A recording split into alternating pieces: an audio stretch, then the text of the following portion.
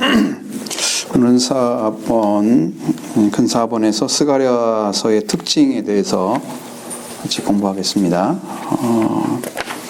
자, 여기는 이제 작은 1번에 거기도 나와 있나요? 작은 1번 소선지서의 12권 중에 가장 길고 난해한 책이다. 제가 왜 움직이죠? 저 달력이. 금방 읽어요. 그러니까 작은 2번 그 난해한 책이란 말은 열심히 말씀드렸었고, 그 다음에 여기 이제 12권이란 말은 이게 소선지서잖아요. 선지서를 이렇게 분류할 때 대선지, 소선지는 활동의 영역도 있긴 하지만 성경의 길이가 대부분이 그것이 해당이 돼요. 이사야는 66장까지 있잖아요. 이제 에레미야는 52장 이런 식으로 길잖아요. 에스겔은 48장 이렇게 있고, 이제 다니엘 같은 12장까지 있는데 그것도 거기도 넣을까 말까 하다가 넣은 거죠. 그래서 4대 선지서를 갖다 책으로 대선지서라고 이렇게 얘기하고, 그 나머지 이 책들을 하박국부터 시작해서 요나나 그 쭉 나오죠. 거기에 요엘서 이런데 미가 나오고 하박국 이런데 쭉 나오죠. 그런 성경들 통틀어서 12권을 일컬어서 소선지서라고 이렇게 얘기하는 거죠. 그러니까 성경 분류를 그렇게 한단 말이에요. 그 중에서 12권 중에서도 난해한 책이다. 난해하단 말은 해석한다는 의미잖아요. 먹고 마시고 해야 될 것이 이제 해석하는 건데, 해석을 잘 해서 그 말씀이 하나님께서 주시고자 하는 그 말씀과 일치를 이루어서 성령의 역사 가운데 해석이 되면 어렵지 않겠죠. 근데 불구하고 일반적으로 읽었을 때랑 이해하기가 보통 어려운 게 아니라 그 말이죠. 그런 의미를 생각해 보면 이제 일반적인 의미를 얘기하는 거예요. 하나님이 특별히 열어주신 건 의미가 하는 게 아니고. 두 번째는 종말에 관한 신탁 등으로 가득 찬 전형적인 묵시문학서이다. 그렇게 했습니다. 종말이라는 것은 여러분들이 이제 예수님이 오실 때에 가까운 시대를 다 얘기해서 종말이라 그러는 거죠.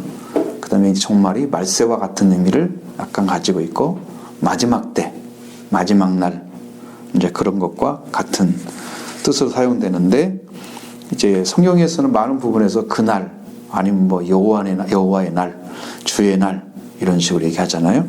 그러니까 그런 것에 관해서 신탁은 이제 하나님께서 우리한테 의탁해 놓으신 거예요. 그걸 받아가지고, 어떤 일을 하겠다라고 하는 것을 보여주기 위해서 말씀을 하셨는데, 그 말씀을, 거기에 이렇게 이제, 어떤 환상의 형식이나, 아니면 이제 예언의 형식으로 아주 그게 이제 전형적인, 묵시문학. 옛날에 그 계시록 갖다 묵시문학이라고 그랬죠. 묵시록이라고 그렇게 얘기한 뜻이 있었단 말이에요. 물론 이제 계시와 거의 같은 의미죠. 같은 의미입니다. 그래서 예언되어 있지만 마지막 때 이루어질 일에 대한 그런 이야기들이 많이 기록되어 있는 성경인 거죠. 그다음에 문체가 다양하다. 산문체 혹은 시적인 언어도 있고, 환상과 예언에 대한, 그리고 광범위한 서술과 운율이 섞인 노래. 복잡하다는 것을 말씀할 수 있어요. 복잡하다는 것을 문체가 매우 다양하다는 말에서 이미 다 드러났죠. 그러니까 그런 것들은 공부하면서 하나씩 해석해 나가면서 그 말씀이 이제 이해가 되겠죠. 그렇게 하시고, 그 다음에 만군의 여호와라는 단어가 47을 사용했다. 그러니까 14장까지 있는 성경 중에 만군의 여호와라는 말을 47에 썼다는 것은 얼마나 하나님에 대한 강조가 깊이 있게 다뤄졌는가. 말 한마디 속에도 만군의 여호와의 말이니라 꼭 그렇게 다뤄져 있죠. 그 정도로 하나님에 대한, 그러니까 이제 하나님의 권세, 만군, 군사를 의미하죠. 모든 만물을 군대로 사용할 수 있는 능력을 가진 분, 만군의 여호와예요. 이 땅에 여러분 하나님께서 이집트에서 그 재앙을 내릴 때 그게 군대를 사용하신 거예요. 거기에 뭐 파리도 그 군대가 되잖아요, 하나님이. 응? 그들이 잘못하니까 이도 되잖아요. 티끌 같은 것. 하나님이 이 땅에 존재하겠던 모든 것들이 다 무기가 되잖아요. 하나님은 모든 것을 다 사용할 수 있는 권세를 가지신 분이죠. 그래 그 앞에 누가 서서 감히 대적할 자가 없잖아요. 그래서 만군의 여호와란 말을 썼을 때는 하나님의 절대적인 권세를 얘기하는 거예요. 그것을 믿지 않으면 이것은 하나님의 권세를 가진 절대적인 말씀이니 복종해야 된다, 순종해야 된다, 그 말을 하고 있는 거거든. 더욱더 온전하게 신뢰하기 위해서 그런 단어를 더 많이 쓰고 있다는 거예요. 그리고 메시아에 대한 예언이 가장 많이 수록되어 있다. 그래서 성경에서 신약 성경에서 71회가 인용되었는데 요한계시록에만 28회 됐다. 뭐 엄청난 거죠. 이렇게 작은 성경에서 이렇게 많은 성경을 가지고 72회나 사용됐다는 것은 참 놀라운 일이 아닐 수가 없습니다. 참 뭐 이것을 갖다가 다 쓰진 않았죠. 72일에 다 신약 성경 다 끄집어내지 않았죠. 여기서 한번 보시면 마태복음 21장에 나오는 말씀이 스가랴 9장 9절에 이미 기록되어 있잖아요. 나귀를 타고 예루살렘에 입성하시는 모습 나오죠. 그 말씀이 여기 스가랴에 나와 있는 말이에요. 정확하게. 근데 내용들을 조금씩은 삽입하거나 아니면 빼고 와 있던 것들이 요한계시록, 요한복음에는 많이 빼고 이야기했고, 마태복음 같은 경우는 굉장히 정확하게 썼던 그런 내용 담고 있습니다. 21장 5절 맞죠? 마태복음 21장 5절. 거기 잘못 나왔죠? 거기 잘못 여러분이 그거 쓰고 있는 그 교재는 잘 나왔어요? 45절이요. 그래서 내가 지우고 5절로 바꿔놨는데 나 혼자만 바꾼 것 같구나. 딴 사람 안 바꿔주고. 그 다음에 은 30에 팔 것을 말씀하신 스가랴 11장 12절에 은 30에 판다는 말이 나오죠. 그러다 마태복음 20장 15절에 또 요한 저기가 30에 은 30에 유다가 팔았던 내용이 또 나와 있어요. 그것이나 그것을 그 말씀으로 그냥 이용해서 나오죠. 그 다음에 11장 13절에 은 30에 토기장이 밭을 샀다 하는 말씀도 사도행전으로 약간 기록이 되어 있지만 마태복음 27장 3절로 10절의 말씀에는 아주 자세하게 나와 있어요. 이 정도로 예언의 말씀이 성취되는 일들이 그대로 복음서 안에서 사도행전까지 연결돼서 이루어지고 있다는 거죠. 예언의 특징이 뭐냐면 예언이라는 것은 이루어지지 않은 말을 하는 거잖아요. 그러면 그 이루어지면 성취가 되죠. 그리고 이루어진 성취가 있어야 이게 완전한 거예요. 그 주님이 이룬 것이 분명하게 성경에 기록되어 있고 예수님도 이루셨고 그 다음에 그것이 실제로 성취가 돼서 예언의 말씀과 성취가 동일하다면 그 말씀은 확실하게 짝이 있는 거잖아요. 그러니까 많은 분들이 이제 성경을 읽으면서 헷갈리는 게 뭐예요? 이 말씀이 사실일까라는 것들에 많이 생각을 한단 말이에요. 진짜 이루어졌을까? 뭐 어떻게 이루어졌을까? 내가 어떻게 이해를 해야 돼? 이거는 어떻게? 이게 뭐지 도대체? 내가 이해할 것이 뭐가 있어?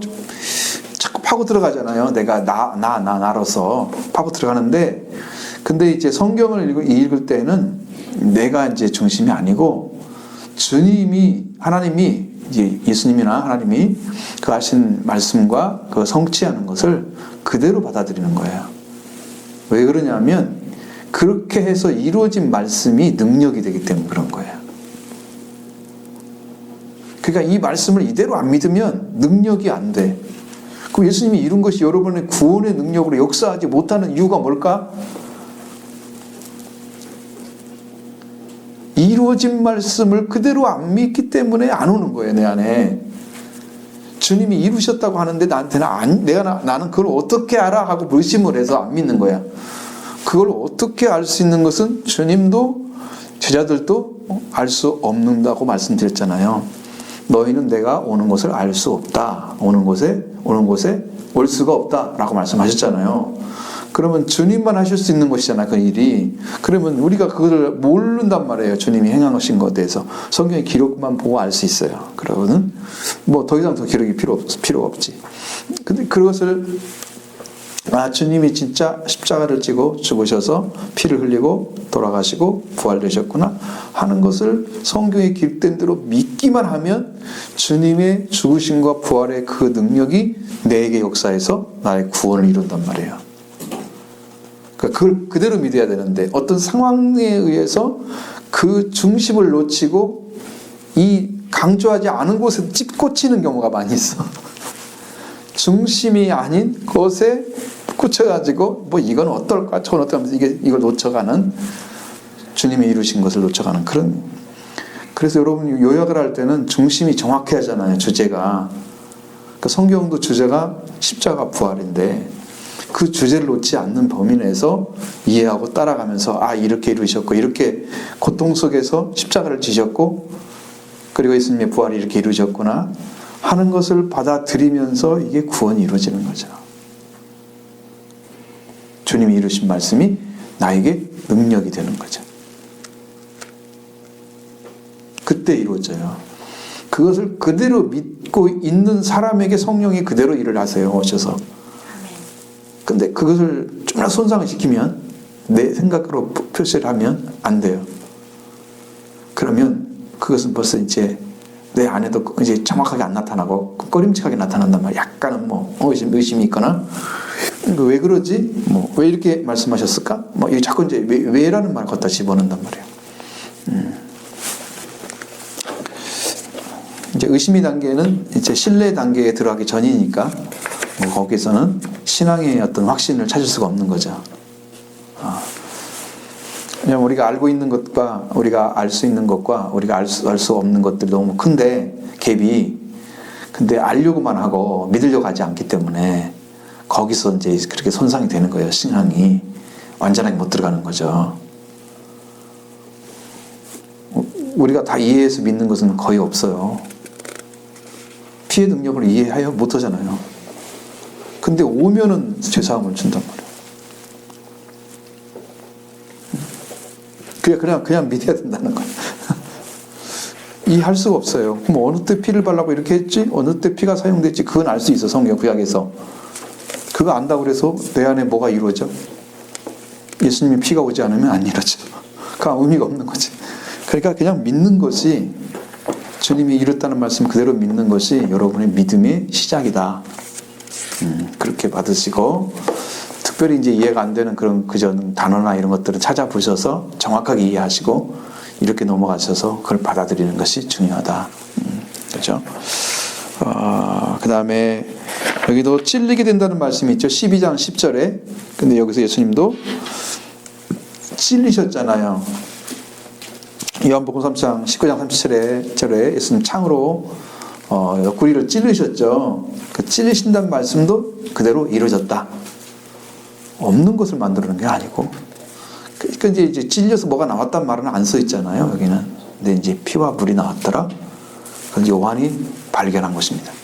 예수님이 이 마에 오신 것이 뭐다? 그다음에 6장 13절에 스가랴 6장 13절에는 여호와의 전을 건축하게 됨에서 요한복음 2장 19절 22절이 말씀이 기록된 거죠.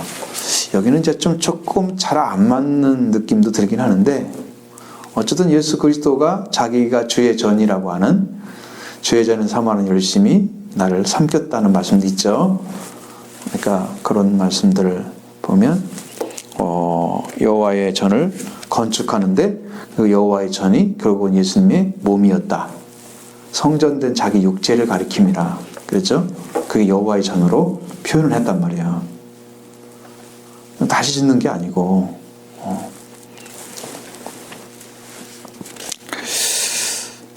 그 다음에 13장 9절, 7절 같은 경우는 이 배신당하는 목자에 대한 얘기를 썼는데 26장 31절에도 예수님이 양 목자를 치리니 양이 흩어지리라 그러면서 흩어졌단 말이에요.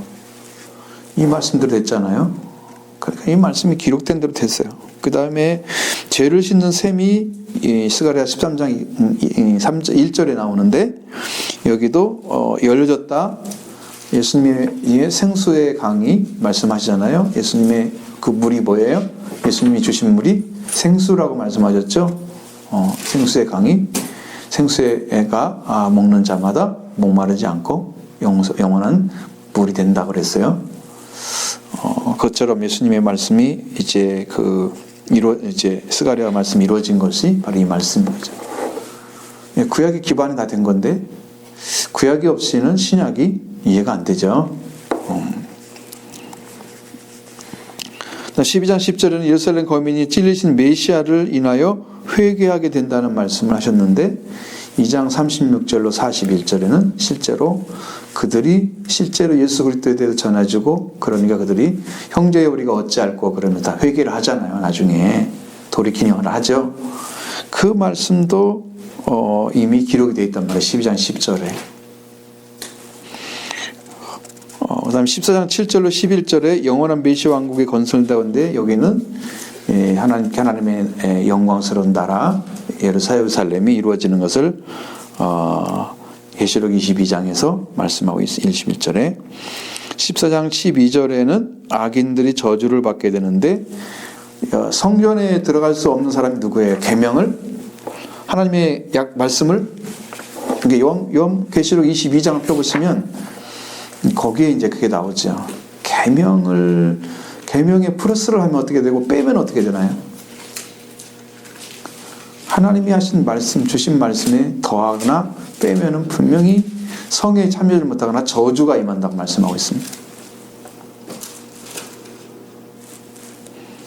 18절.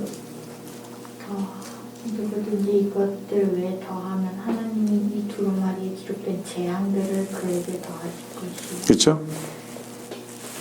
그 저주를 말하는 거예요. 재앙. 그러니까 말씀을 더하거나 빼면 안 되는 것은 하나님이 이루자 하는 것들은 이미 예언자들을 통해서 말씀하신 것들을 이루고 가셨던 거죠. 근데 거기에 대한 이제 뭐 하나님이 하신 일에 대해서 이유를 달거나 그래서 이건 아니야라고 이건 더 필요해. 이건 더 해야 돼. 그러니까 성경은 속편이나 이런 게 없잖아요. 제 2편도 없고 그렇죠. 누가 다시 썼다는 말이 없잖아요. 성경 완성된 거예요. 그러면 이 말씀을 더 이상 손을 댈 수가 없어요. 하나님의 말씀이기 때문에. 귀하게 와야 된다는 거죠. 그리고 그 말씀이 어떻게 이루어졌는가를 하나님께 영으로 이해할 정도로 성장을 하면 여러분들 해석이 가능해지는 거죠. 믿어지고 그 다음에 알아지고 그 다음에 영적으로 이해력이 커지고 넓어지고 깊어지고 이렇게 돼서 여러분도 해석이 가능한 믿어지는 것들 때문에 그렇게 좀 이루어진단 말이에요. 그러면 성경을 보면 다 이거구나 그냥 이해가 되니까 그냥 믿어지니까 해석이 필요 없는 거야. 나중에는 이제 왜? 그냥 알아지니까.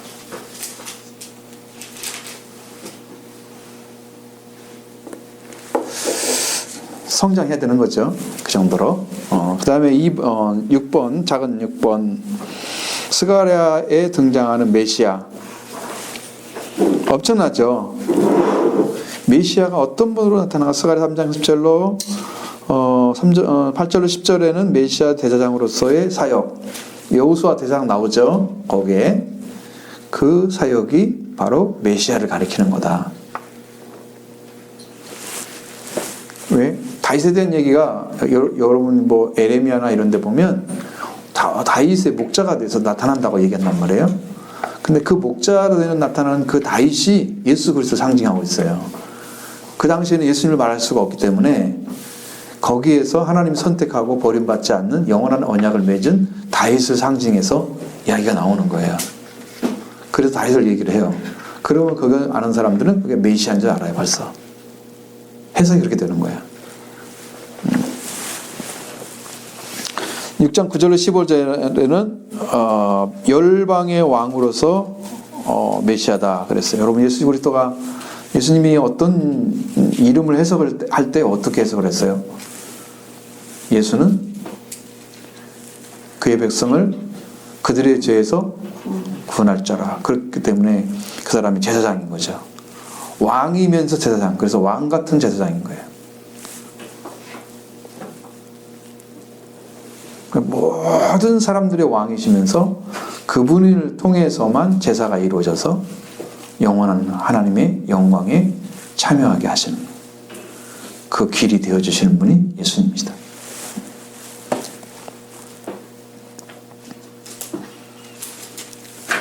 그 다음에 앞에서 말씀드린 것처럼 9절로 10절의 말씀, 스가랴 9절에 10절의 말씀, 거기 뭐가 나왔어요? 앞에서 9장 9절에 낙이 타고 예루살렘에 오시는데 그 누구라고 그랬어요? 시온의 딸들아 그러면서 뭐라 그래요? 누가 오신다? 왕이 오신다 그랬죠. 그게 그분이 오실 왕으로서 이미 나타났어요.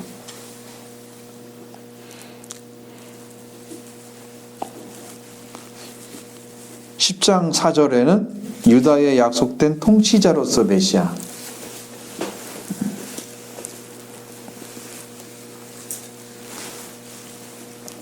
놀라운 일이잖아요.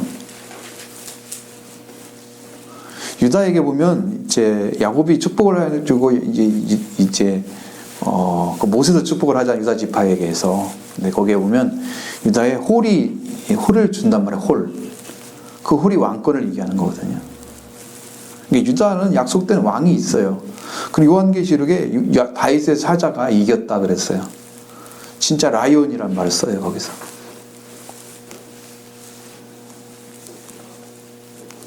유다의 사자가 이겼다. 유다 지파에서 하나님 세운 자죠.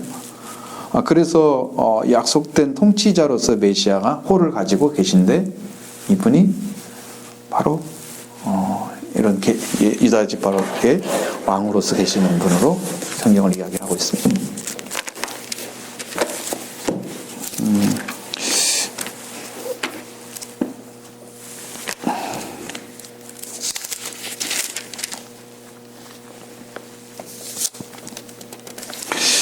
모퉁이 뜰에서 그에게 말뚝이 그에게서 싸우는 활이 그에게서 권세 잡은 자가 다 일제히 그에게 나와서. 그라고 그랬잖아요. 그라고 하는데 내가 목자를 너를 바라여 순수를 벌하려 만군의 여호와의 유다 족속을 돌보아 그들의 전쟁은 준마와 같게 하리니. 유다 족속이 3절에 나오죠. 그죠? 모퉁이 돌, 말뚝, 싸우는 활, 권세 잡은 자 전부 다 어디서 나온다고요? 유다 지파에서 나온다고요. 그분이 뭐냐면 약속된 유다 지파 약속된 통치자로서 메시아, 다스리는 자로서 그 권세를 다 가지고 있다는 거예요. 활. 여러분 말뚝을 박으면 이게 무너지지 않죠? 잘 안 빠지잖아요. 그건 영원한 게 이제 권세가 잡혀진 상태를 얘기하고요. 활은 그 쏘는 자의 활은 엄청 강하죠. 활로 옛날에 전쟁을 많이 했으니까요. 활은 능력이 엄청난 거예요.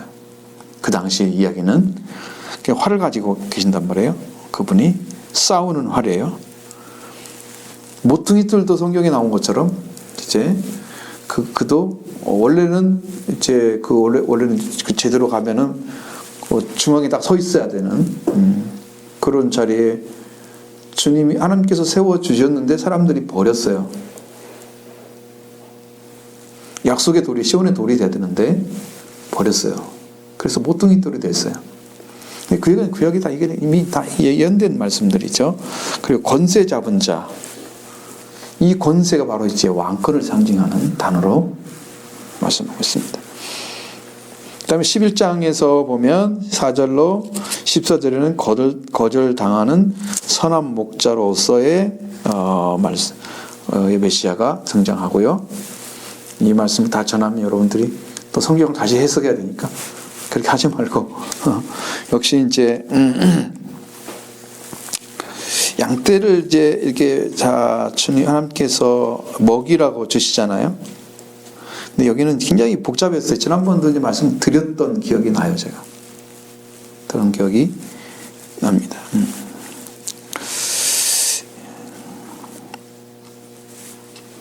연합이란 말과 은총이라는 말을 썼잖아요. 두 가지 단어를. 왜 그랬는가를 말씀드렸죠. 그리고 한 달 동안에 목자를 셋을 제거했다. 내 마음이 그들을 싫어하였고 그들의 마음도 나를 미워하였습니다.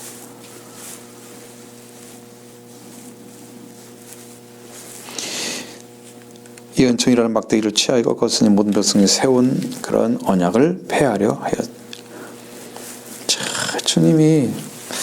주님이 사람들에 의해서 이렇게 버림을 당하는 거예요. 폐함을 당하는 거예요. 그때 백성들과 관계에서 이야기를 하고 있지만 이건 이제 메시아를 가리키는 이야기입니다. 거절당하는 목자로서 세워지지 않고 여러분 양이 되려고 하면은 양이 여러분이 되셔야만 예수님이 목자가 되어주는 거예요. 목자는 그냥 되는 게 아니고 양이 있을 때 목자가 되어주세요. 그러면 우리가 양이 되잖아요. 양이 되려면 여러분들이 예수 그리스도의 피가 있어야 됩니다. 어린 양의 피가 있는 사람이 양이에요. 그래야 말을 잘 들어요. 주님의 피로 씻음 받은 사람이 말씀에 순종을 해요. 그래서 약속의 목자, 선한 목자에게 맡겨져요. 그 영이. 그 사람이. 선한 목자는 양을 위하여 목숨을 버린다고 그러잖아요. 그래서 예수님에서 지켜지는 거예요. 그래서 영원히 살게 되는 거죠. 그 양이 돼야만 되는 거예요. 예수님 선한 목자 나타나요. 그 다음에 12장 10절에는 찔림을 당하는 것이 나오죠.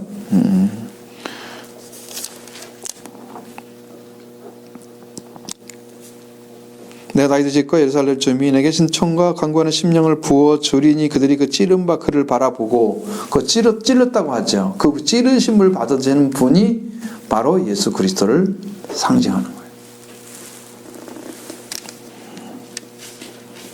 그냥 뭐 이렇게 복잡한데 이걸 해석하기가 쉽다? 어렵다는 것을 당장 알 수 있죠. 그렇죠. 그 다음에 이제 예수 그리스도가 또 나타나는 것이 13장 7절에는 죽임당한 목자로서 예수님이 이제 버림당하는 거, 목자를 친다 그랬잖아요. 내 짝된 자를 내가 친다 그랬어요. 목자를 치면 양이 흩어지리라. 이 친단 말은 칼이잖아요. 칼한 내 목자를 쳐서 이렇게 나오잖아요. 그러면 이 칼로 예수님이 죽임을 당하는 의미하는 거예요. 이 십자가란 말에서 당시에는 쓰이지 않았죠. 그 예수님은 잔을 마실 때 잔을 나에서 좀 비켜게 해달라고 했는데 그 잔이 죽음의 잔이에요. 우리나라 말로는 그렇게 성경이 이렇게 안 돼 있지만 원래 잔이라고 하는 자체는 주시면 그대로 마셔야만 되는 거예요. 근데 그것이 무슨 잔이냐는 것이 항상 성경에 규명이 돼 있어요. 이건 무슨 잔? 이건 재앙의 잔. 그럼 재앙이 내려오는 거예요. 잔이라는 의미로 그것을 이야기를 해요. 거꾸로. 잔이라는 의미로서. 그래서 이 잔이라는 단어를 사용할 때는 예수님 당하신 것처럼 죽음의 잔처럼 이 저주의 잔도 있고 예수님도 그렇게 죽음을 당하는데 칼로 죽음을 당하는 것처럼 마치 예수님이 당하시죠. 그래서 죽음을 당하시는 목자로서 메시아가 기록되어 있고 간접적인 것도 많이 나와 있습니다. 여기 이제 지난번에 공부한 것처럼 1장 8절로 17절에는 여기서 화석류 나무사의 선 여호와의 사자 그가 메시아라고 얘기를 했습니다. 그 다음에 2장 10절로 13절에도 자기 백성 가운데 거하시는 메시아 하나님의 화신이라고 하는 메시아가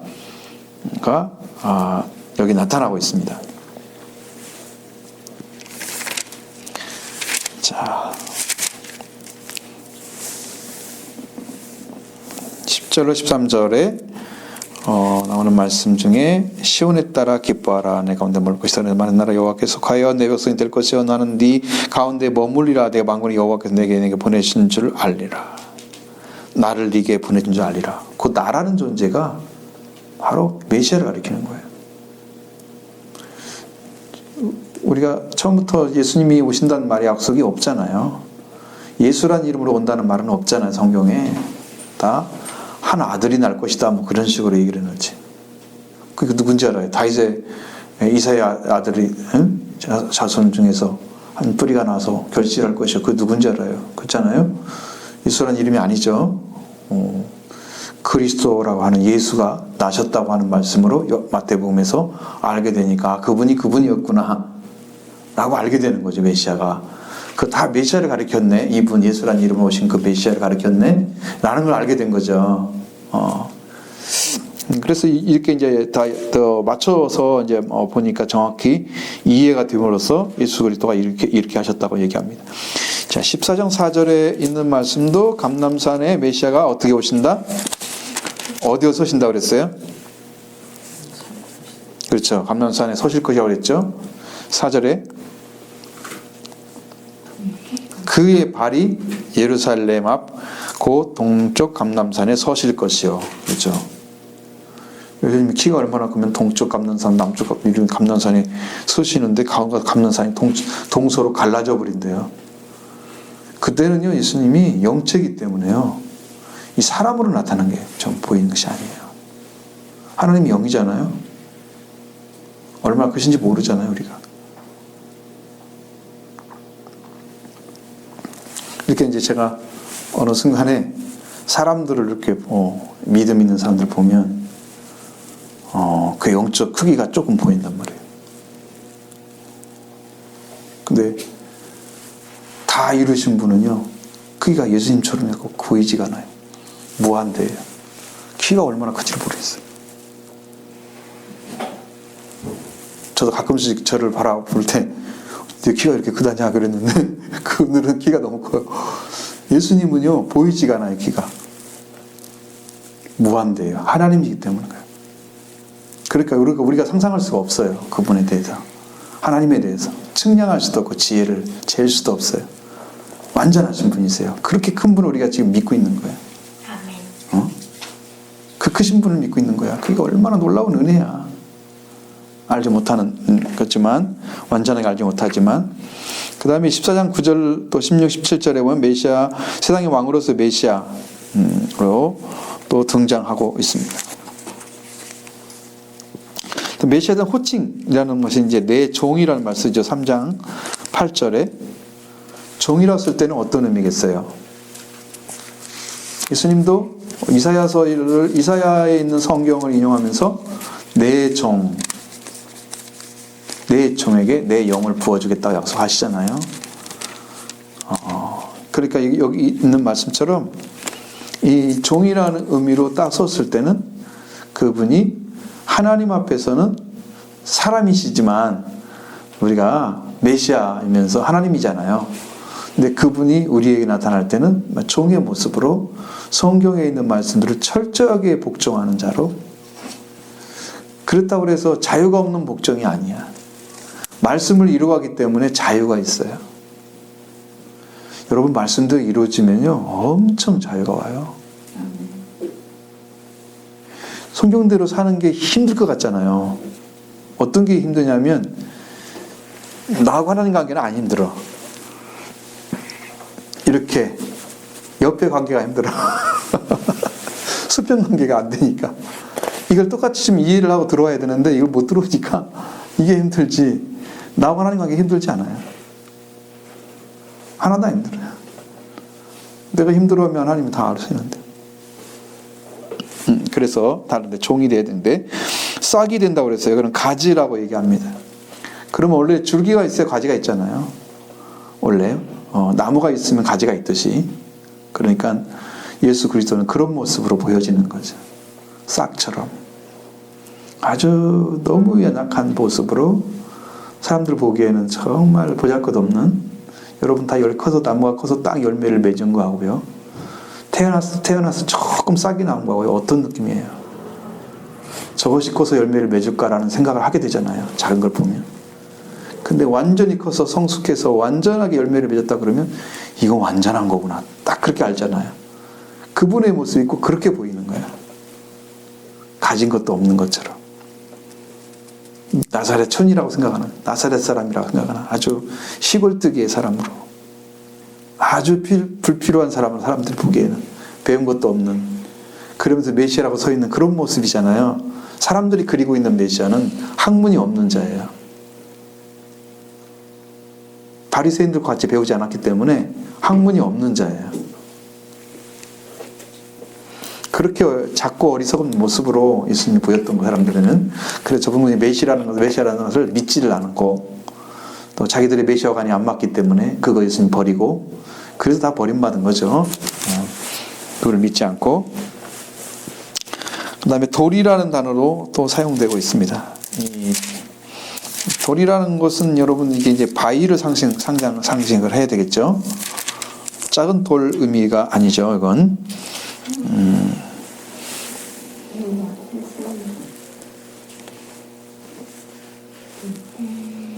여호와 앞에 세운 돌, 한 돌에 7논이 있다 그랬잖아요. 내가 거기서 새길 것이며 이 땅의 죄악을 하루에 제거하리라. 그래서 이 돌에 새겨진 이 돌은 여러분 단단하죠. 잘 안 깨지죠. 튼튼하죠. 그러니까 강건한 건데, 그 눈이 있다고 하는 것은 그 부분은 그런 강건함을 가지고 모든 것을 볼 수 있는 능력을 가진 분이다. 그러니까 다 알 수 있다는 거죠. 돌 자체가 다 눈이야. 이 잘 말이 안 되잖아요. 우리 사람처럼 눈이 막 다닥다닥 붙었다는 의미가 아니잖아요. 그러면 돌이 뭐 눈으로만 막 쌓여 있어? 딱 보니까 사람 눈이 보여? 그건 아니잖아. 다 상식적인 얘기야. 돌인데 온 돌에 7눈이 있어. 7이라는 것은 완전수를 얘기하는 거니까 항상 완전한 눈이라는 의미야. 그래서 그분이 가지고 있는 거야. 지금도 돌이잖아요. 예수님은 돌이죠. 우리 성경에는 산돌이라고 말씀하고 있잖아요. 산돌이신 예수님 같이 너희들도 신령한 집으로 세워져서 신령한 제사장이 되라. 그 돌이에요. 그거 갑자기 이제 흰돌이 생각이 나잖아. 그것은 약속의 사람들이 주는 거. 자, 여기 이제 그런 내용들이 있고요. 그 다음에 왕으로서 이제 메시아 또 나왔죠. 아까 말씀드린 왕이라고 하면은, 이제 성경의 왕이라고 하면은 메시아를 상징하는 단어에 하나 들어가 있다. 그래서 너희 왕은 얼만큼 겸손해서 사람이 타보지 않은 나귀를 타셨다. 나귀 새끼를 타셨다. 왕으로서 메시아를 얘기할 때 왕이란 말이 이렇게 써 있단 말이죠. 아까 말씀드린 것처럼 10장 10절에 모퉁이 돌 말뚝 싸운 활 권세 잡은 자. 앞에서 좀 나왔죠. 10장 4절에 유대 야수상 통째로서 메시아가 이런 이름으로 불려진단 말이에요. 말뚝, 모퉁이 돌 말뚝, 싸우는 활, 그다음에 권세 잡은 자. 참 얼마나 능력 있는지. 그러니까 그분이 오시면은 여러분들 이게 안 될 것이 없어요. 전능자예요. 근데 요즘 잘못하면 여러분 SNS에 들어가면은 전능하신 하나님이 이제 중국의 이단이거든요. 근데 거기에서 만드는 영화들이 엄청 많아요.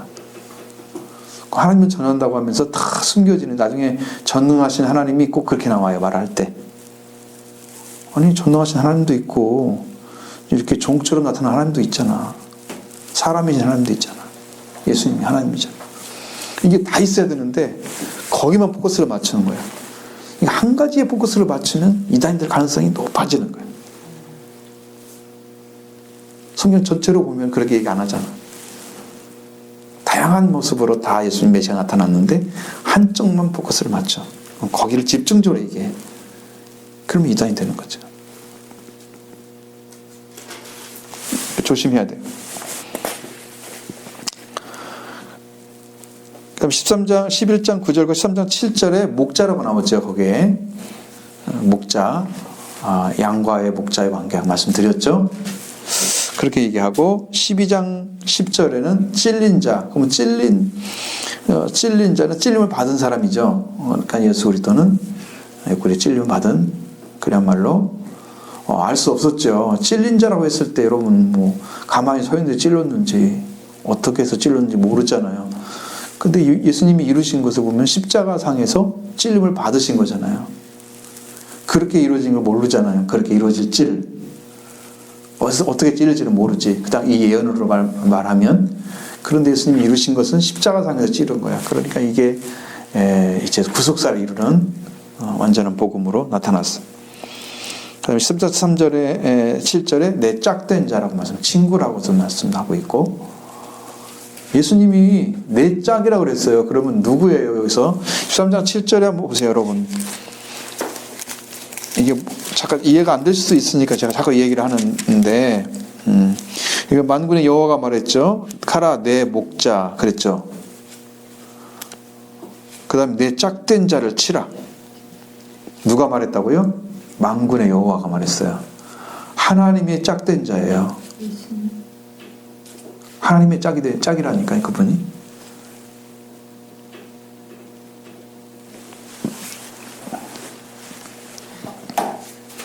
하나님이 세우신 목자라니까, 예수님. 그렇게 일을 하시면 돼요. 그러니까 하나님과 나는, 아버지 나는 하나다, 그러고 말씀하셨잖아요.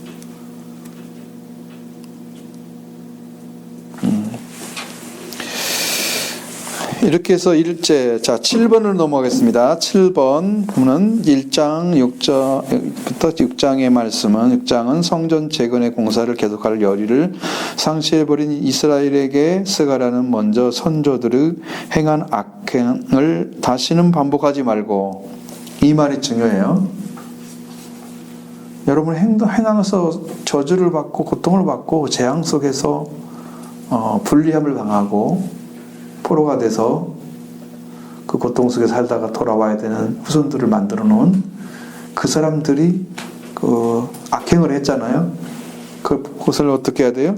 다시는 반복하지 말고, 본받지 말고 이 말도 되지만 그 문제가 아니고, 반복하지 않으려면 왜 그 문제가 생겼는가를 철저하게 분석을 해야 돼요. 그건 뭐밖에 없어요? 하나님 약속하신 말씀을 순종하지 않은 것밖에 없어요.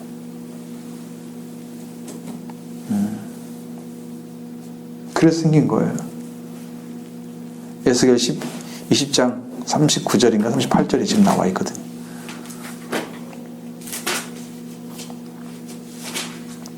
지난번에 찾아준다고 그랬죠. 9절 찾아줘 드린다고 말씀드렸죠. 한번 읽어봐요, 거기.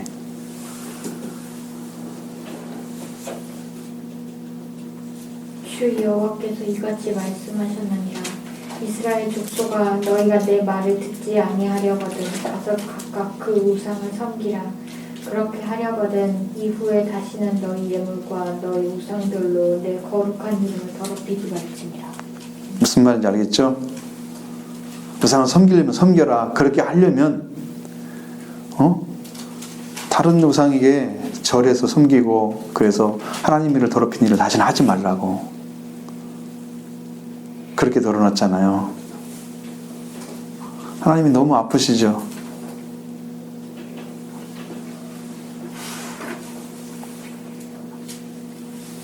가슴이 덜컹했어요. 나 그 생각 읽으면서.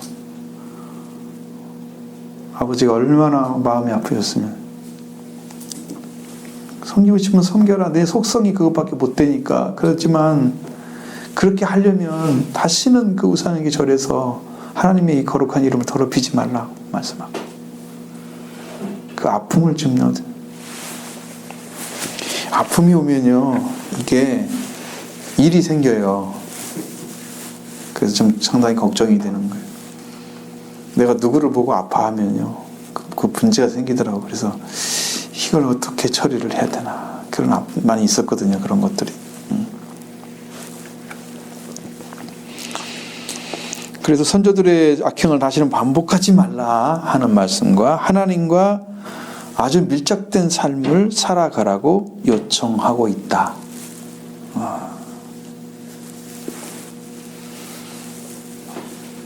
여러분도 이제 여러분 노래를 잘하려고 하면 뭐냐면 성대를 잘 사용하잖아요. 고음을 낼 때요. 제가 이제 그걸 어디서 봤는데 여기 성대에 목이 이렇게 합쳐지는 목 구멍이 이렇게 두 개가 서 있잖아요. 목 구멍에 이렇게 두 개가 날개처럼 이 부분이 입 천장하고 가까울수록 고성이 나오고요. 여기가 내려갈수록 저음이 나오는데 이것은 두터운 소리가 나와요. 그러면 이게 두 개가 합쳐져 가지고 이 목 위쪽하고도 가까워지면 목구멍이 성대가 가까워지면 소리가 높아져요. 그래서 노래 부르는 방법을 내가 조금은 터득할 수 있겠더라고요. 그걸 계속 들으면 이해가 돼요. 우리가 어떤 방법이 있잖아요. 하나님을 향해서 나가는 방법도 하나님과 밀착된 관계가 만들어지면 거기서 역사하는 하나님을 발견하게 돼요. 그럼 밑으로 안 떨어져요. 이게 우리가 이 소리를 고음을 내면서도 예쁜 소리를 만들어낼 수 있어요. 훈련을 하게 되면 그걸 통해서 그 방법을 알고 하면. 근데 성경도 이 말씀이 어떤 거라고 확신이 딱 와서 세워지게 되면 이게 여기서도 무너지지 않고 더 세서 더 완전해진단 말이에요. 신앙이. 그걸 발견하게 되는 거예요. 그럼 여기까지 올라가는 신앙을 우리가 가지기 위해서 회개를 통해서 올라가는 거예요. 다 회개밖에 없기 때문에 이 길이 이제 하나님께 주신 이 길이 거기 때문에 그래서 하나님과 밀착된 관계가 만들어지려고 하면 회개로 들어가는 것밖에 없어요. 철저하게 회개하고 또 회개하고 그래서 날마다 죽는 게 날마다 회개하는 거예요. 이게 회개가 축복이에요. 하라고 하면요, 아이고 그것도 너무 좋아요. 왜? 그 말씀을 듣는 순간에 나는 이미 내 영은 하나님께 무릎을 꿇잖아요. 그럼 하나님이 우리에게 겸손함을 갖게 돼 있잖아요, 옆에. 그럼 내 영은 살아나는 거죠.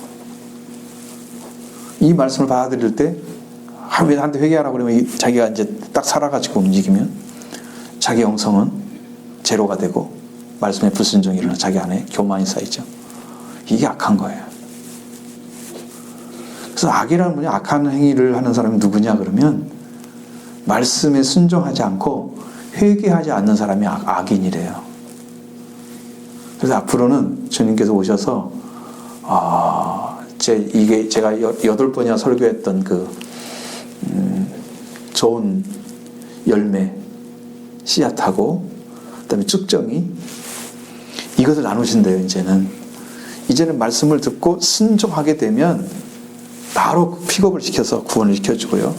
아니면 이제 심판으로 들어간대요. 성경의 말씀처럼 딱 맞는 게 너희가 지금 심판 안에 있다고 하는 거예요. 예수님은 저주하거나 정죄하러 오신 게 아니잖아요. 이 땅을. 심판으로 온 것도 아니고. 근데 예수님 말씀하신 딱 그거예요. 너희가 내 이름을 믿지 않으면 이미 심판을 받은 것이냐. 기도 동일하게 믿으라고 말씀하시는데 그걸 안 믿고 있으면 이미 심판을 받은 거예요. 그 사람은. 하나님이 판결했어요. 너는 이미 죄인이야. 돌아오지 않고 있어. 그것이 이제 정해져 버리면 큰일인 거죠. 세상 사람들이 다 버림받으면 큰일이죠. 아니 여기 교회 다니면서 말씀 안 믿어가지고 버림받으면 큰일이죠. 정해져 버리면. 그 선택과 청함이 있잖아요. 청함을 받으면은 한 번 들어온 거죠. 그게 교회 한 번 들어왔잖아요. 청함 받은 거야. 두 번째는 택함을 받아야 하잖아요. 그 택함에 안 들어가고 교회에 있는 사람들이 청함 받은 사람들이지 택함한 사람이 아니야. 이건 이 사람은 불행한 거야. 이 택함에 들어가야 이제 안심이 되는 거예요. 안정이 돼요. 그러니까 여러분의 영적인 부분이 바로 그것을 찾아낼 때까지 가야 돼. 그래야 안전해요. 안 무너져요, 이때는. 왜냐하면 주님이 우리를 지키실 때 우리가 양이 됐으면은 선한 목자는 목숨을 버려서 우리를 지켜요. 근데 예수님께서 말씀하셨어요. 나에게 준 양들은 내가 하나도 잃어버리지 않고 다 찾으려고 찾고 지키고 있다. 왜? 그의 능력을 무너뜨릴 존재가 없기 때문에 그는 지킬 수가 있어요. 예수님 손 안에 들어가기만 하면. 주님께 버림받으면 형편없는 거지만 문제가 심각하지만 버림받잖아요.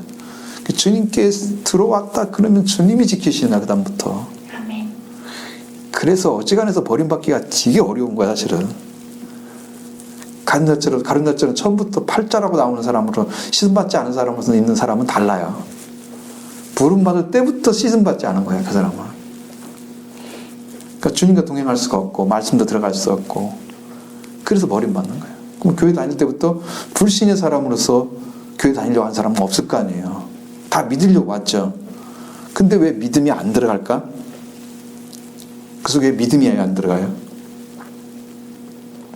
믿음이 세워지지 않는 이유는 우리가 로마서 8장 10장에서 말씀하신 것처럼 믿음은 들음에서 나며 들음은 그리스도의 말씀으로 말미암아. 그리스도의 말씀을 들어야 어떻게 된다? 믿음이 생긴다 이 말이죠. 그러면 주님이 이루신 말씀을 믿잖아요. 말씀을 믿어야 믿음이 생기는 거죠. 믿음이 태어나는 거죠. 난다고 했으니까. 그 성경은 다 그렇게. 그래서 지금 말씀을 믿는데 소홀하고 그냥 신앙생활 하는데 유지하는데 급급한 사람들은 믿음을 갖고 있지 않아요. 말씀을 중심이 이어서 말씀 때문에 교회에 오는 게 아니야. 하나님께 순종하기 위해서, 영광을 돌리기 위해서, 정말 말씀에 순종하는 삶을 살기 위해서 예배를 드려야 되는데 예배 드리는 자체가 목적이야. 말씀의 순종이 아니야. 그건 순종이 제사보다 낫죠. 그래서 순종이 안 이루어지는 것들은 이건 제사가 아닌 거야. 순종이 훨씬 높은 자리야. 제사 1000번만 못해도 소용없어. 순종 한 번만 못해. 그래서 말씀을 들었을 때 여러분이 믿음으로 가져가서 그 삶을 살아주면 하나님은 그걸 제일 기뻐하시는 거지. 거기서 믿음이 태어나기 시작하는 거예요. 그러면 거기서는 회개도 나타나고 속죄도 나타나고 다 오는데 주의 영이 오셔서 다 이루시는데 그 일을 행하시는데 여러분이 다 거기에 다 소용돼요. 다 쓰임받아. 말씀을 믿고 있으면 믿은 대로, 거기에 순종하면 순종한 대로, 그 앞에 마음에서 이게 기뻐하면 기뻐한 대로 거기 다 소용받아. 하나님께서 사용하죠. 여러분 믿음이 그렇게 이루어진단 말이에요. 그러니까 말씀을 읽을 때 믿음으로 받아들이는 진실한 심령을 찾아내는 게 훨씬 더 효과적이다. 그거 아니면 우리가 말씀을 믿는데 너무나 작은 부분, 여러분 이 똑같은 물이 딱 떨어지는데 입구가 넓은 것들은 금방 채워지잖아요. 근데 일부가 좁은데 그거 넣으려면 그게 몇 년이나 들어가겠어요? 어떤 입구 넓어가지고 그냥 몇 분 안에 끝나는데 이 사람은 입구가 너무 좁아가지고 그냥 이게 몇 년 안에 그가 채워질지 모르잖아요. 그럼 뭔 말이에요? 내 영이, 내 혼이 하나님을 받아들이는 그 입구가 너무 좁은 거야. 그걸 받아들이는 게 너무 좁은 거야. 왜? 그분을 사랑하거나 그분을 향한 이 열정이 없는 거야. 억지로 믿고 있는 거지. 그 심령은. 그냥 겨우겨우 그냥 신앙만 유지하는 장대. 이러면 구원을 받을 수 있는 기회가 계속 놓쳐지게 되는 거지. 왜? 말씀이 채워져 성령 일을 하시는데 말씀이 안 채워지니까 성령 일을 못 하시고 그 구원은 계속 뒤로 가면 딜레이 되는 거야. 그래가지고 신앙생활 하는 분들이 끝에 가서 내가 죽을 때 구원받지 못 받냐 이것도 하는 사람이 있어요. 천국이 이미 가까이 왔는데 회개하면 된다고 그랬는데 회개를 안 해가지고 말씀대로 안 이루어진 거야. 그러니까 그리스도의 말씀이잖아요. 지금 주님이 주신 말씀이잖아요. 그리스도가 우리 주님이 주신 말씀이잖아요. 그 말씀을 믿고 예를 들어서 한 가지만 해서 회개하라 청구하다 그 말씀을 붙잡고 기도를 해봐요. 그리스도의 말씀이잖아. 그걸 붙잡고 해봐요. 그걸 듣고 또 들어. 주님 이 말씀 회개할 좀 갖고 왔습니다. 하나님의 말씀 내 안에 이루어지기로 붙잡고 들어가봐요. 그러면 그 말씀으로 인해서 여러분의 영이 살아요. 왜? 계속 생명이 와. 성령 역사가 와. 그 영적인 회복이 금방 일어나요. 아주 적은 것도 그냥 조금씩 믿어지고 내가 순종하게 되고 또 강직하게 순수하게 따라가게 되고 이 변화의 삶이 오기 시작하는 거죠. 아주 단순한 원리야, 원리는. 근데 들어가 사는 삶이 너무 약해서 그런 거지. 그러니까 이런 것들을 우리가 생각을 하죠. 이어 나오는 여러 8가지 이상들과 상징적인 행동들은 예루살렘은 구원을 받을 것이며 정결하게 되고 평화와 번영 가운데 재건될 것이라는 내용이다. 왜냐하면 6장 이제 1장 6, 7절부터 6장 뭐 18절인가 이 말씀까지 보면 여기에 있는 내용들은 거의 이제 환상이잖아요. 환상에 대한 내용들을 말하고 있죠. 이것이 다 거기에 관련된 것입니다. 8가지 이상이라고 하는 환상이죠. 뭐 상기적 행동 이것들은 다 이제 예루살렘의 구원을 받는 거거나 아니면은 정결하게 되거나 아니면은 평화와 번영 가운데 재건될 것이다. 그러니까 너희들 이미 하나님께서 다시 도와주기로, 다시 너희와 함께 살기로, 너희를 하나님의 거룩한 백성으로 삼아서 거기서를 번영케 하기로 이미 약속을 하신 거다. 이제 그 약속의 말씀을 그 환상의 모습으로 보여준 거죠. 그렇게 하고 제사장을 여호수아를 왕 같은 제사장으로 이렇게 이제 관을 씌우면서 끝을 맺고 있습니다. 6장까지는. 그래서 이 환상들은 앞으로 임하실 메시아의 사역에 대한 초림과 재림에 대한 명확한 구분이 주어지지 않고 있어요. 사실 지난번 말씀드렸었어요. 초림의 메시아인지 재림의 메시아인지를 잘 구분할 수 없다. 그러면 이루어진 걸 통해서 알 수 있다고 말씀드렸죠. 그 외에는 우리가 구분하기가 어렵다. 이건 그 내용이야, 이건 아니야. 이게 잘라내기가 어렵다고 말씀을 드렸던 것이 이제 기억이 나는데, 역시 그렇습니다. 그래서 이 과정이 생략된 채 결과만 보여지는 것이기 때문에 해석하는데 상당한 어려움이 있다. 그래서 그러나 처음 5은 위로적인 성격을 가지고 있고 다음 셋은 심판과 관련되어 있다. 그러니까 5가지는 위로, 3가지는 심판, 이런 환상으로 이 말씀이 짜여져 있다. 그것을 지금 이야기하고 있죠. 마지막으로 이제 여기까지만 하면 이제 뒤로 넘어가야 될 것 같으네요. 자, 8번. 7장부터 8장 과거에 보면 과거 재난을 당했을 때 제정되었던 금식 제도가 계속해서 지켜지지 않은 데에서 질문을 하는데 7장 1절부터 3절의 말씀을 하고 있죠. 그 다음에 스가랴는 금식 자체에 가치를 부여하지 않고 그것을 지키는 자의 심적 상태와 삶이 중요함을 4가지 메시지를 통해서 강조해 준다. 7장 1절, 4절부터 7절의 말씀은 헛된 의식을 배격하라.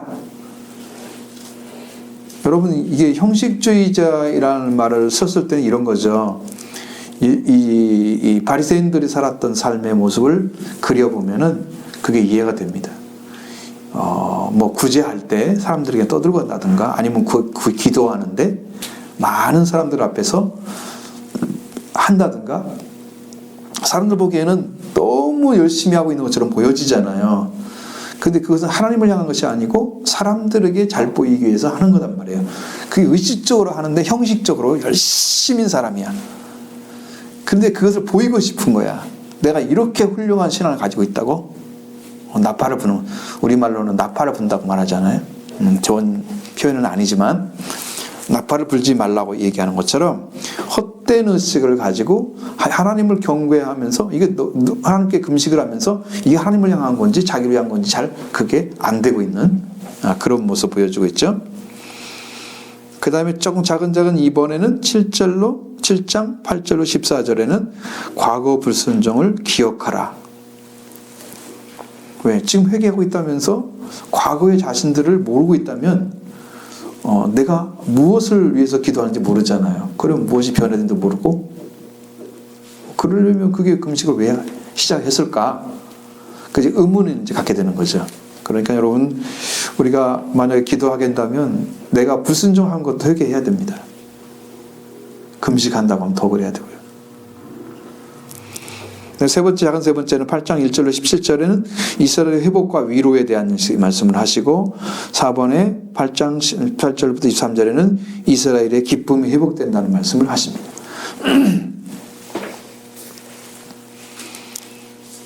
9장부터 14장의 말씀 제가 9번입니다. 그 나오시죠? 자, 9장 14장인 장래에 일어날 일들이 두 가지 형식, 경고 형식으로 주어지고 있다. 첫 번째 경고는 9장부터 11장에는 장차 임하실 메시아의 강림과 고난에 대한 것이다.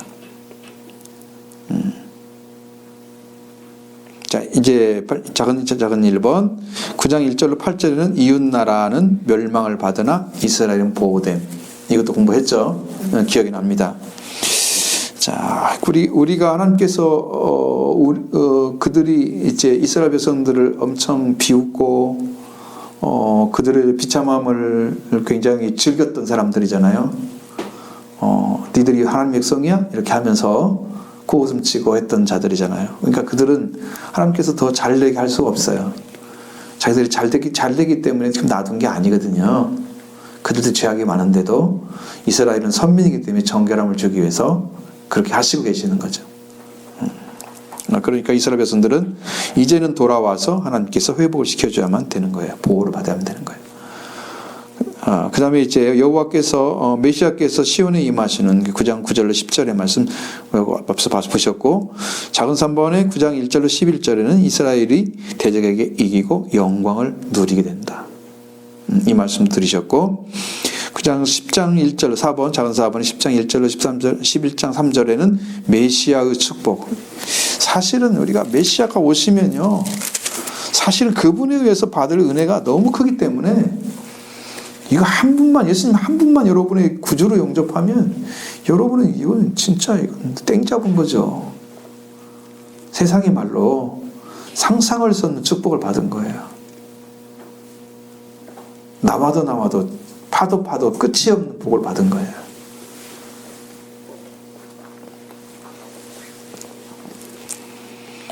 작은 5번 11장 1절 4절로 17절의 말씀에는 배척받는 메시아에 대한 말씀을 드렸고, 두 번째 경고에서 12장 13부터 14장 말씀은 메시아의 재림과 통치에 관한 것이다.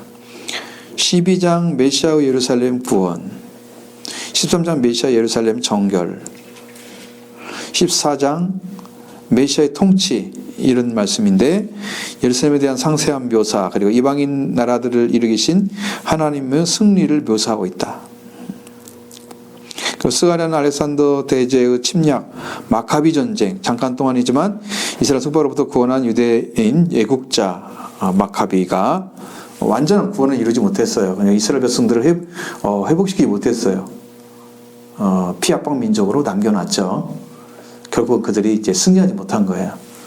하나님이 주신 건데 그걸 자기 힘으로 이기려고 하고 하나님을 구하지 않았어요. 그들도 역시 마찬가지예요. 이게 여러분 예전에 이제 예배 때 말씀드린 하스문 왕조 있죠. 하스문 왕조에서 나온 마카비 족속들이에요. 그들이 독립하는 사람들이었어요. 그리고 거기서 이 일꾼들을 통해서 왕도가 나타나죠. 하스문 왕조에서 왕이 세워지는데 왕이 아닌 왕처럼 이렇게 나타나가지고, 그래서 거기에 이제 수리아나 이런 데서 통치하는 사람들과 엄청 많이 다툼을 싸우고 했던, 그 나중에 로마의 통치가 통파돼가지고 로마에게 이제 멸망을 당하고, 그렇게 해서 예수님 오실 때도 로마에 망하고 있었잖아요. 속국이 되어 있었지만 그들이 완전하게 순종을 않고 따르지 않기 때문에 이제 완전히 치려고 로마가 들어와가지고 이제 그 민족을 완전히 없애버리려고 그 싸웠던 그런 이제 아주 뼈아픈 역사가 그들에게 있습니다. 그래서 마지막으로 로마에 의해서 말미암은 예루살렘의 멸망을까지도 다루고 있다는 거죠. 메시아가 와서 순종하지 않으니까 버림받는 모습을 보여주고 있는데, 스가랴는 또한 우리에게 아마겟돈 전쟁과 그리스도께서 이 땅에 오셔서 왕국을 세우는 것을 보여주기 위해서 말세로 도약한다. 그 얘기를 계속 앞으로 전진시켜 놓는 거예요. 거기까지 가는 거죠. 아마겟돈 전쟁까지. 그럼 이거 어디 들어가 있어요? 계시록에 나와 있죠? 그렇습니다.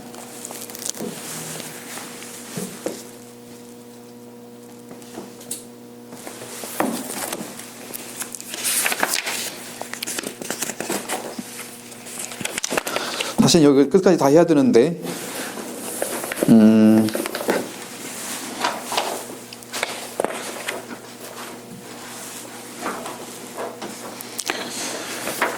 왜냐하면 이제 재건과 이스라엘 회복에 이제 일부로 들어가야 되기 때문에 끝을 그냥 잠깐 읽어보고 그냥 마치도록 하겠습니다. 여기는 말씀을 못 드리니까. 스가랴 5번 환상의 구조. 스가랴가 밤에 본 환상들은 모두 8가지인데 모두 1인칭으로 되어 있고 각 환상의 문학적인 양식도 거의 비슷하다. 그것은 특히 환상의 구조를 살펴볼 때 명확해진다. 환상의 문학 양식상 구조는 단순하며 문장 구조도 별다르게 복잡하지 않다. 자, 8가지 환상은 이스라엘 민족의 장래 회복에 대한 약속, 4가지는 뚜렷한 틀로 되어 있다. 자, 2번째 환상만 예외가 되어 있다는 거죠. 첫 번째는 머릿말, 2번째는 환상의 내용을 보고 내가 보니 이런 뜻으로 하고, 환상의 내용에 대한 질문을 합니다. 그것이 무슨 뜻입니까? 라고 보면 환상에 대한 응답하시는데 내게 이르시되, 이런 구조로 되어 있다는 거야. 2번째만 다르게 되어 있고. 이거 이해가 되셨죠? 내가 얘기할 것이 별로 없어요. 자, 6번 스가랴서의 메시지는 뭐냐? 여호와 하나님은 예루살렘을 세계의 중심지와 자신이 임재해 계시는 곳으로 삼으려고 하셨다. 돌아오셨기 때문에 하나님께서 돌아오셨죠. 그러나 이스라엘 백성들이 그러한 축복을 받을 준비가 되어 있지 않기에 이러한 목적이 이루어질 수가 없었습니다. 그래서 스가랴 선지자는 범죄한 자에게 징벌이 있으며 회개하면 구원을 받는다고 말씀을 선포해야만 했다. 왜냐하면 돌아오지 않는 사람들이 있으면 그들 돌아오라고 해야죠. 지금 마찬가지잖아요. 회개가 확실히 이루어져야 속죄와 부활이 있기 때문에 지금도 똑같은 복음을 전하죠. 그리고 하나님의 통치는 모든 멸국과 모든 피조물에까지 미친다. 그래서 결국 열국은 하나님을 왕으로 인정하게 될 것이다. 끝까지 가서는 하나님이 만왕의 왕이 되시죠. 그 모습도 나타나고, 하나님의 목적은 메시아에게 집중되어 있다. 스가랴 전반부 1장 8절에는 메시아는 비천하고 초라한 모습으로 나타납니다. 종으로 나타나지. 3장 8절처럼. 그런데 그는 다윗의 통치를 이어서 주는 그로 나타나고, 후반부의 8장 9장부터 14장에는 메시아는 다윗처럼 목자로서 그리고 왕으로서 나타나고 있습니다. 이거 이제 계속 반복되는 얘기라 그거 많이 드리는 것도 안 돼요. 왜냐면 또 저 앞에 들어가면 또 나오잖아요. 그러니까 그냥 읽고만 넘어가게요. 7번 여러 가지 8가지 환상 1장 7절부터 6장 8절의 말씀. 스가랴의 밤중 8가지 환상. 여기 이제 1장 7절부터 17절에는 화석로 나무 사이에 있는 붉은 말을 탄 사람. 열방에 대한 하나님의 심판과 이스라엘 회복에 대한 하나님의 약속. 넷불과 네 장이 나오죠. 그것도 이스라엘을 너무 과하게 괴롭힌 나라들에 대한 하나님의 심판을 이렇게 표현하고 있습니다. 그 다음에 측량줄을 가지고 예루살렘을 청량하는 사람 2장에서 예루살렘 재건될 것이고 거기에 번성할 것이며 육축도 많아질 것이다. 결코 낙심할 필요가 없다. 희망을 가지고 즐거워하고 노래하면서 일하라.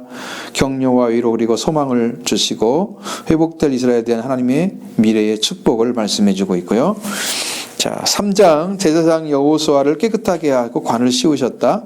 그는 더러운 옷을 입고 사면을 해주셨죠. 옷을 입었는데 그 정한 관을 씌워주시고 복권을 시켜줬죠.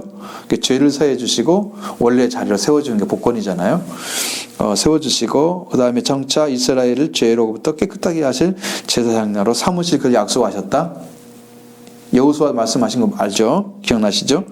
자, 순금등대와 두 감람나무 4장, 총독 스룹바벨 제사장과 제사장 여호수아를 의미하는데 하나님은 여전히 스룹바벨을 믿어서고 백성들이 협력하게 되면 여호와의 신이 도와서 잘 될 테니까 염려하지 말라고 말씀하시고, 왕이요 제사장이신 메시아 때에 이스라엘이 열방을 비추게 될 것이다. 빛이 될 거다 하고 말씀하시고 있습니다. 날아가는 두루마기에 대해서 5장 1절 4절에 도둑질하는 자는 이 편 글대로 끊어지고 그리고 거짓 맹세하는 자는 저편 글대로 끊쳐진다고 말씀합니다. 이스라엘 각인을 향한 하나님의 심판이 얼마나 혹독한가를 이야기합니다. 그러니까 여러분 정결하게 입는 은혜가 오게 되면 하나님의 심판도 강하게 나타나는 걸 아셔야 돼요. 은혜의 시대는 구원하기 위해서 하는 거예요. 그냥 구원받은 사람들은 그 삶을 잘 살아줘야 돼요. 구원받은 사람은 삶을 살아내는 게 목적이에요. 살아주지 않으면 그게 더 큰 재앙이 돼요. 알고 하는지 알고 죄를 범하면 더 많이 만나 그랬죠. 그렇게 더 열심히 하셔야 돼.